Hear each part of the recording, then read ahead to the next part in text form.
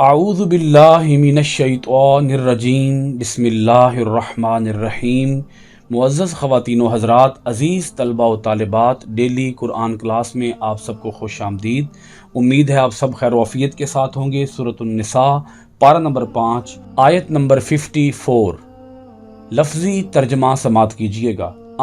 کیا یحسدون حسد کرتے ہیں، الناس لوگوں سے، علی پر، ما جو، آتاہم انہیں عطا فرمائی، اللہ نے، من فضلہ اپنے فضل سے، فقد پس یقیناً، آتینا ہم نے عطا فرمائی، آل ابراہیم آل ابراہیم کو، الکتاب کتاب، والحکمت اور حکمت، وآتیناہم اور ہم نے انہیں عطا فرمائی، ملکن سلطنت، عظیمن عظیم الشان۔ اس آیت مبارکہ کا ربط آیات کچھ اس طرح سے ہے کہ اللہ رب العالمین نے یہود کی اسلام دشمنی کو بیان کرتے ہوئے ارشاد فرمایا، جس قدر یہود اسلام کے دشمن ہیں وہ دشمنی ابھی پوری طرح واضح نہیں ہوئی۔ ان کے دلوں کے اندر اسلام کی جتنی دشمنی ہے وہ دشمنی ابھی پوری طرح کھل کر سامنے نہیں آئی۔ جو کچھ ان کی حرکتیں ہیں اور جو کچھ ان کے کارنامے ہیں، یہ ابھی اسلام دشمنی کی ہلکی سی جھلک ہے۔ ان کے اندر دشمنی اس سے بھی کئی گنا زیادہ ہے۔ یہ اسلام دشمنی کے اندر کافروں سے میل جول بھی کر سکتے ہیں، کافروں سے ساز باز بھی کر سکتے ہیں۔ اس آیت مبارکہ کے اندر جس کو ابھی ہم پڑھنے لگے ہیں، اللہ رب العالمین نے اسلام دشمنی کی وجہ بتائی۔ فرمایا، ام یحسدون الناس علی ما آتاہم اللہ من فضلہ، کیا حسد کرتے ہیں لوگوں سے اس نعمت پر جو عطا فرمائی انہیں اللہ تعالیٰ نے اپنے فضل سے۔ حضور نبی اکرم صلی اللہ علیہ وآلہ وسلم کو نبوت ملی، رسالت ملی، حکومت ملی، کتاب ملی، حکمت ملی، تو یہ اللہ تعالیٰ کا ان کے اوپر اپنا فضل ہے، اپنا احسان ہے۔ اب اس اللہ کے فضل پر یہ لوگ جل رہے ہیں، یہ حسد کی آگ میں جل بھن رہے ہیں، اور یہ آخری پیغمبر کے بارے میں بھی دل کے اندر حسد رکھتے ہیں، اور اس آخری پیغمبر پر جو بھی ایمان لے کے آتا ہے اس کے بارے میں بھی اپنے دل کے اندر حسد رکھتے ہیں۔ اللہ پاک ارشاد فرماتا ہے، فقد آتینا آل ابراہیم الکتاب والحکمت، اللہ پاک فرماتا ہے ہم نے آل ابراہیم کو کتاب دی، حکمت دی، وآتیناہم ملکن عظیمن اور ہم نے انہیں ملک عظیم یعنی عظیم الشان سلطنت عطا فرمائی۔ اللہ پاک نے یہاں اپنی بات کی کہ ہم نے عطا کی ہے۔ اے یہودیو، تمہیں اس پر جلنے بھننے کی کیا ضرورت پڑی ہے؟ تمہیں اللہ تعالیٰ کے فضل کو تسلیم کرنا چاہیے، تمہیں اللہ تعالیٰ کے فضل کے سامنے سر تسلیم خم کرنا چاہیے، تمہیں ایمان لے آنا چاہیے، بجائے تمہیں حسد کرنے کے۔ تمہیں تو یہ چاہیے کہ تم حق کی اور خیر کی اس دعوت کو قبول کرو، آگے بڑھ کر اس کا استقبال کرو، آگے بڑھ کر خیر کو اپنے گلے سے لگاؤ، اہل ایمان کی سپورٹ کرو، اہل ایمان کی حمایت کرو، خود بھی ایمان لاؤ اور لوگوں کو بھی اسلام کی دعوت دو۔ لیکن اللہ پاک بتاتا ہے کہ نہیں، یہ ایمان نہیں لائیں گے، اور اس کی وجہ یہ ہے کہ ان کے دلوں کے اندر حسد کی بیماری موجود ہے۔ حسد کی تعریف کیا ہے؟ جو آدمی کسی نعمت کا مستحق ہو، اسے نعمت مل جائے تو اس کے پاس اس موجود نعمت کو دیکھ کر اس نعمت کے چھن جانے کی آرزو رکھنا، اس نعمت کے زائل ہو جانے کی آرزو رکھنا، ایسے شخص سے نعمت کے زوال کی خواہش کرنا جو اس نعمت کا صحیح مستحق ہو۔ اللہ پاک ارشاد فرماتا ہے کہ ہم نے اپنا فضل ہمیشہ سے کیا آل ابراہیم کے اوپر، کیونکہ حضرت ابراہیم علیہ السلام کو کفار و مشرکین بھی مقدس خیال کرتے تھے۔ وہ اپنے آپ کو ملت ابراہیمی پر قائم قرار دیتے تھے کہ ہم ملت ابراہیمی پر کاربند ہیں، اور اسی طرح یہود کے ہاں بھی حضرت ابراہیم علیہ السلام کا بہت چرچا تھا، اور وہ بھی ان کو عقیدت اور احترام کی نگاہ سے دیکھتے تھے۔ تو اللہ پاک نے یہ بات ارشاد فرمائی کہ اس آخری پیغمبر کو جو نبوت اور رسالت عطا کی گئی ہے، تو یہ بھی خاندان ابراہیم کا ہی تو چشم و چراغ ہے۔ ہم نے جب بھی کسی کو کتاب دی ہے، حکمت دی ہے، تو ہم نے आले इब्राहिम में से किसी को किताब और हिकमत अता फरमाई है, तो तुम इस पर क्यों जल भुन रहे हो? अगर अल्लाह ताला ने बनी इस्राइल से हुकूमत बनी इस्माइल को अता फरमा दी है, तो बनी इस्माइल भी तो आले इब्राहिम ही हैं। अगर हजरत इसहाक अलैहिस्सलाम की लड़ी से ये आखिरी पैगंबर नहीं आए, बल्कि हजरत इस्माइल अलैहिस्सलाम की लड़ी से ये आखिरी पैगंबर आए हैं, तो इस्माइल हों या इसहाक हों, ये दोनों आले इब्राहिम हैं। और जनाब हजरत मोहम्मद सल्लल्लाहु अलैहि वसल्लम ये भी आले इब्राहिम हैं। तो इस पर तुम्हें इतना वावेला मचाने की और इतना सीख पा होने की और इस कदर अपने दिलों के अंदर हसद रखने की क्या वजह पड़ी है, क्या जरूरत पड़ी है?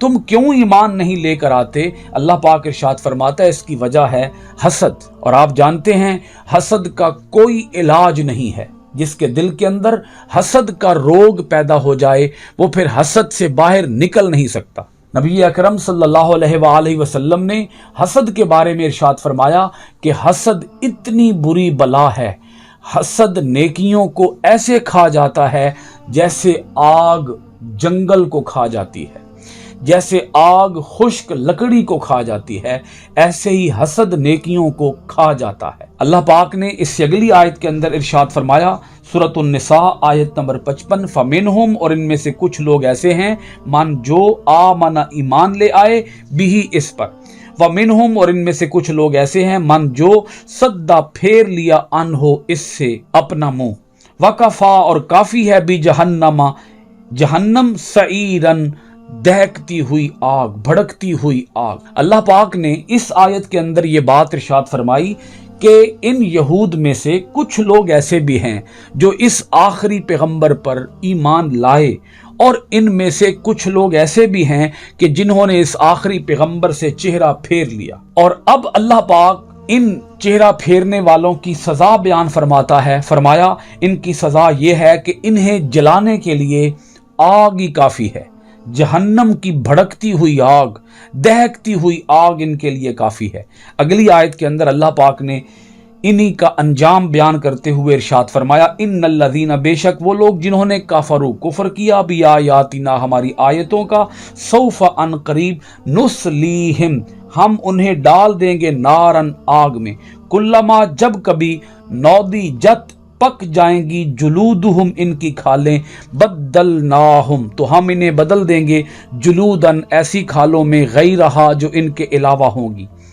ये एक जहन में सवाल पैदा होता है कि जहन्नम की आग के अंदर जब इन काफरों, मुशरिकों, यहूदियों को जलाया जाएगा तो उस वक़्त इनकी खालें जब पक जाएंगी और पक पक कर जब वो नीचे जमीन पर गिरने लगेंगी तो इंसान तो खत्म हो जाएगा, क्योंकि आग के अंदर जिस चीज को डाला जाए, आग का काम है हर चीज को राख बना देना, जला के भस्म कर देना, जला के फना कर देना।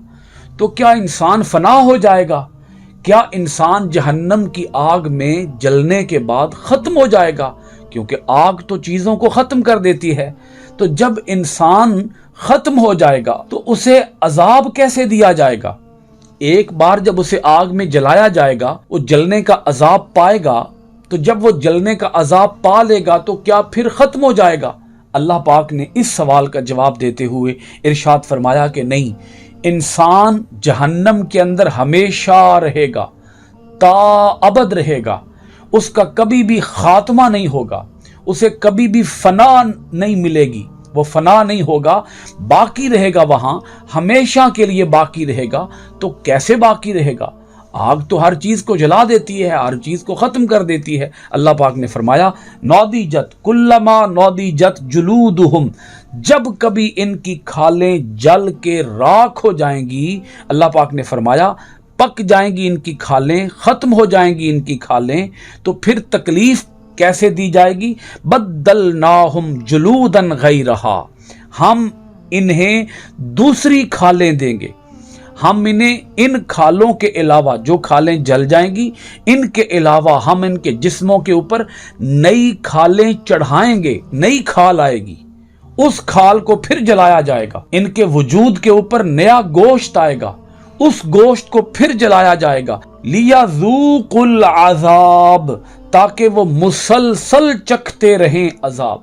لیذوقوا، تاکہ وہ چکھتے رہیں العذاب، عذاب کو، یعنی عذاب کا یہ سلسلہ رک نہیں پائے گا، تھم نہیں پائے گا، یہ کبھی بھی ختم نہیں ہوگا، یہ تا ابد اس عذاب کی تکلیف کو جھیلیں گے، اس عذاب کی تکلیف میں مبتلا رہیں گے، انہیں عذاب جھیلنا ہوگا، عذاب سے انہیں کوئی چیز بھی یعنی جہنم کی آگ بھی انہیں عذاب سے بچا نہیں سکے گی، وہ آگ انہیں ختم نہیں کر سکے گی، بلکہ ان کے وجودوں کے اوپر، ان کے جسموں کے اوپر نئی کھالیں چڑھانے کا عمل جاری رہے گا، نئی کھالیں چڑھائی جاتی رہیں گی، اور انہیں ہمیشہ جلانے کا عذاب، ہمیشہ آگ میں رہنے کا عذاب ملتا رہے گا۔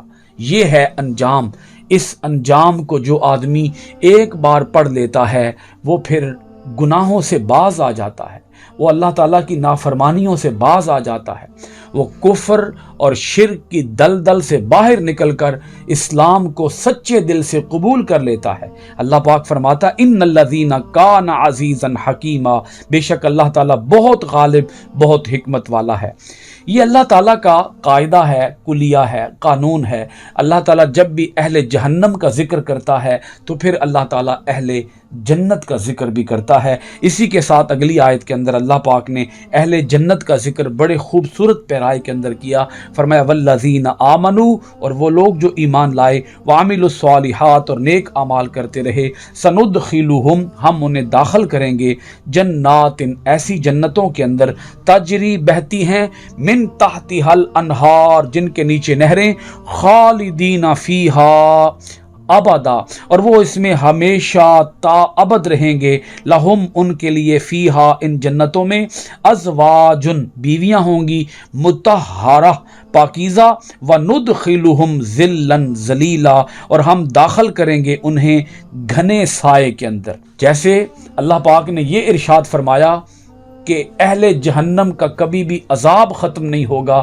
ایسے ہی اللہ پاک نے یہ ارشاد فرمایا کہ اہل جنت کا کبھی بھی ثواب ختم نہیں ہوگا، اجر اور انعام ختم نہیں ہوگا، بلکہ وہ جنت کے ایسے باغات کے اندر داخل کیے جائیں گے جن باغات کے نیچے نہریں بھی ہوں گی، جن باغات کے اندر ان کے لیے پاکیزہ بیویاں بھی ہوں گی، اور جن باغات کے اندر ایسے گھنے سائے ہوں گے کہ جن سایوں کے اندر وہ چلتے رہیں گے لیکن وہ سائے کبھی بھی ختم ہونے کا نام نہیں لیں گے، یعنی تا ابد ہمیشہ کے لیے وہ نعمتوں سے لطف اندوز ہوتے رہیں گے۔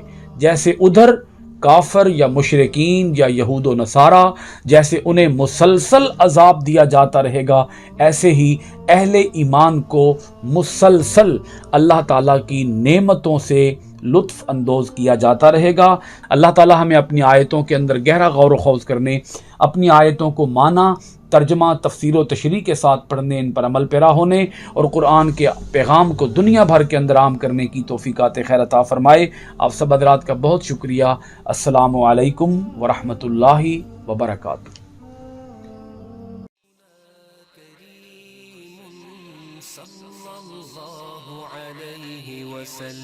سيدنا كريم صلى الله عليه وسلم، سيدنا كريم صلى الله عليه وسلم، سيدنا كريم صلى الله